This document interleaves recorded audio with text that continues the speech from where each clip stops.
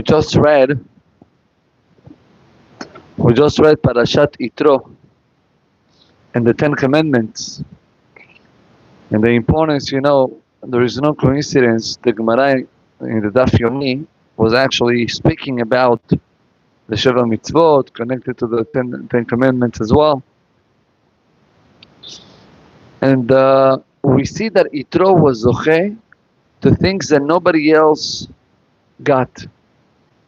Besides having such a son-in-law like Moshe Rabbeinu, another son-in-law was the other son-in-law of Yitro. Yes? Another son-in-law of Yitro was Elazar.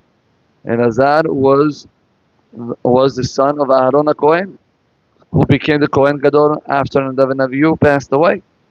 Nadav and Avihu, Elazar v'Itamar, b'nei Aaron. Elazar was the other son-in-law of Yitro. And who also came out from Yitro? Pinchas. Pinchas ben Elazar ben Aaron HaKohen. And who is Pinchas? Eliyahu Navi. So you see that only by his descendants, the Gemara also, Rabbi Meir Eliyahu mentioned it during Shabbat. Mibnei banav shel Yitro, they were sitting down in the Shchet HaGazit, they were sitting down in the Sanhedrin, right? Yitro got such a zechut and such a kavod at the end of his life because he actually left everything. But Rabotai, I would like to share with you what's the secret of Yitro. And yesterday, Rabbi Meir Eliyahu spoke beautifully about one type of view. I would like to touch a different perspective. You see, there was a rabbi by the name Rabbi Elazar Abu Hatzera. Rabbi Elazar, he passed away not long ago. I remember him. Unfortunately, he got killed. And Rabbi Elazar Abu Hatzera said over a mashal. He said, imagine there were two buildings. One 25 floors high. The other one 20 floors high. So there is this guy that takes a rope and he attaches it to the top of the 25th floor on one side. He throws the rope, somebody else attaches it in the other side, the 20th floor. And then this guy decides to walk on the rope to cross from one building to another. I'm not talking about straight. Going down. Going down. Okay, everybody was down in between the buildings saying if the guy is going to make it or not. And the guy is actually walking. He goes slow, but he's secured. He's sure about what he's doing. And eventually he gets to the end of the rope. Everybody started to applause. And then the guy turns back and he starts going up. It's not easy. You're going up, in a robe.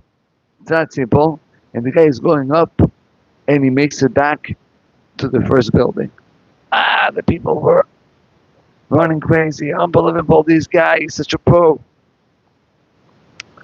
When he came back down, they asked him, what was the hardest part?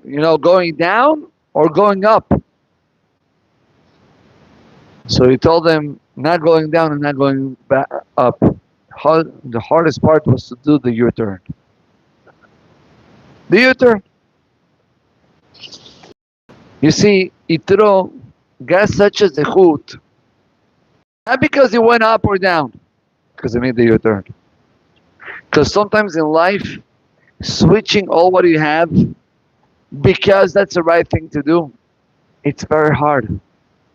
What? I'm not going to have my same friends. What? The people are going to tell me that I became too extreme. You became religious, you became this, you became that. I know somebody, he used to pray here, not anymore. He used to pray here. Young fellow, 30 years old. He used to work for years as a manager of a non-kosher restaurant here in the city. The guy, Baruch Hashem, got chizuk in Avodat Hashem. One day he comes over to me and he says to me, Rabbi, I want to know, Emet, should I leave my job or not? So I told him, listen, it's a whole delicate situation. According to halakha, maybe you're not obligated to do it right away. Just start looking around if you can find something else. And one thing he asked also the Rosh Cholel, same answer. My dear friends, next morning he comes over to me and says, Rabbi, I said, I'm not coming back to work. I told my boss, after so many years of being manager, and I love the job, but I cannot feed, unfortunately there are Jews going there. I cannot feed Yehudim under my responsibility. That's a huge change. Making a U-turn, it's not simple at all. But says HaKadosh Baruch Hu, you make the U-turn, you will see my beracha. You know, it says that when Borei Olam gave the Torah, so he took the mountain and he put it on top of us. He says, if you're ready to accept it, beauty. And if not, Sham te'ek kvuratchem. If not, over there will be your burial. So the Mefarshim are asking, what's Sham over there? Should be Kan. Here you will be buried. Not Sham. There's a couple of explanations. Just one of them, Sham refers to the days of Purim. The days of Purim. That Aman wanted to destroy Am Yisrael. And the zechut that Am Yisrael had was they decided to accept what the Torah Shebe'al Peh says. We fasted on Pesach. On Pesach. But Rabotai, there is another explanation. What's Sham te'ek kvuratchem? Over there will be your burial. What do you mean over there? So I heard something beautiful that says like this. There is a concept called over there. You come over to a guy, you say, listen, Halas, every day you come late to shul. What's going to be with you? He says, Rabbi, I know, believe me, I feel terrible. But you know what, right now I'm having this struggle. Once the struggle will be over, I'll be there on time. You see another guy, telling him, no. What about, starting to learn more frequently every single day? Rabbi, I'm just waiting to close up the deal. Once I close up the deal, you'll see me every day. Now, those are not, I'm not inventing. Those are things that I heard. Okay, I never saw him in my life again. Nothing. Yeah, still waiting for the deal. Rabotai, there is Yetzer Hara that tells us, yeah, when I'll be there, when I'll finish that, when I'll grow up, when I get married, when I will have a kid, when I will move, when I this and that, Sham, te'ek kvuratchem. That will be your burial. A person who lives with that mentality, always Sham. When I'll finish, when I'll do, when I'll get there, then I'll become better. You should know that Sham will take you to your last days in life. Unfortunately. That's exactly the message of Yitro. Yitro, my dear friends, didn't wait for the special opportunity. No. He saw that that's the emet. He made the U-turn. You see that something, you're not doing the right thing and you feel it, don't wait. Take upon yourself a decision. I'm stopping and I'm going back. Just want to finish with this. Borei Olam cares about every single thing that we do and every single detail of Avodat Hashem. For Borei Olam, it's huge. Sometimes for us, it's a joke. It's okay. For Kadosh Baruch Hu, it's not okay. For HaKadosh Baruch Hu, it's unbelievable. You know, there was, I think it was this year that happened this story. There was a lady that said over, she came back home, and her daughter, 80 years old daughter, says to her, Ima, in Israel, Ima, can you buy me a special sidur?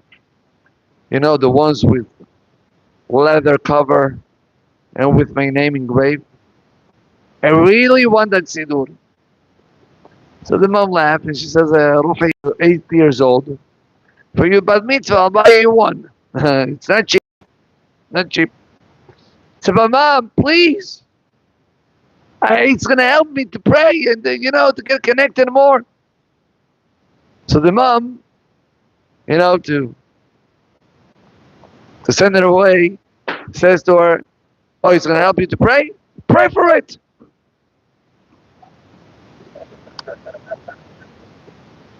Pray for it.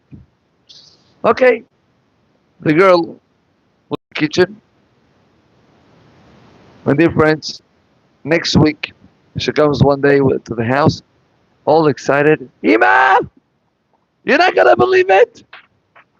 And she shows the mom a brand new sidur, leather cover, with her name engraved already. Look what I got. But Olam, listen to my prayers. So the mom got scared. I mean, where did you get this from? So she said, my Mora gave it to me. My Mora, my teacher gave it to me. Your Mora gave it to you? Why? She said, I don't know. She called me up today and she asked me, Chana, are you Sephardi or Ashkenazi? I'm Sephardi. So, oh, I have a sidur for you. And she decided to give it to me. So, but how long listen to my prayers? Now the mom, was not sure about the stories. Yeah, maybe, 80 years old girl, maybe she's hallucinating, thinking that the more I gave it to her, she actually took it from her friend. I don't know. She decided to call up the Mora. She calls up the Mora and she asks her, listen, I feel it. I don't know if that's true. Did you give this sidur to my daughter? Yeah, of course. Oh, wow. Wow, thank you so much. But why? So listen, I'm going to tell you something very strange that happened to me. I have my granddaughter's bat mitzvah. It's going to be in 3 more days. I bought to my granddaughter a sidur of leather, nice, beautiful. And I engraved her name, Chana Cohen. Chana Cohen. I engraved the name. Now, I realized a huge mistake. I am Ashkenaz. My granddaughter is Ashkenaz. And I realized that I bought a Sephardi sidur. Now, since I engraved it already, there is no returns. So what am I going to do with this? And then I remembered randomly that I had a student by name Sara Cohen, and she's actually Sephardiya. I called her up just to be sure, and I decided to give it to her. And the mother said, my dear Mora, it's not suddenly, and it's not accidentally. It's the prayers of my daughter. A whole week she didn't stop to pray. Borei Olam, give me a sidur of leather with my name to be able to pray to you better. We don't understand how much power we have. How much Borei Olam is looking forward to us. We just have to decide, stop and make the U-turn. Once you make the U-turn, Borei Olam is going to take care of all the rest. Don't worry. The U-turn might be at the beginning hard. It's hard. It's not easy. You're going to be able to make the U-turn, and then HaKadosh Baruch Hu is going to help you out. Baruch Adonai Le'olam. Amen ve'amen. Rabbi Hananiah ben Akashar ben Atzar HaKadosh Baruch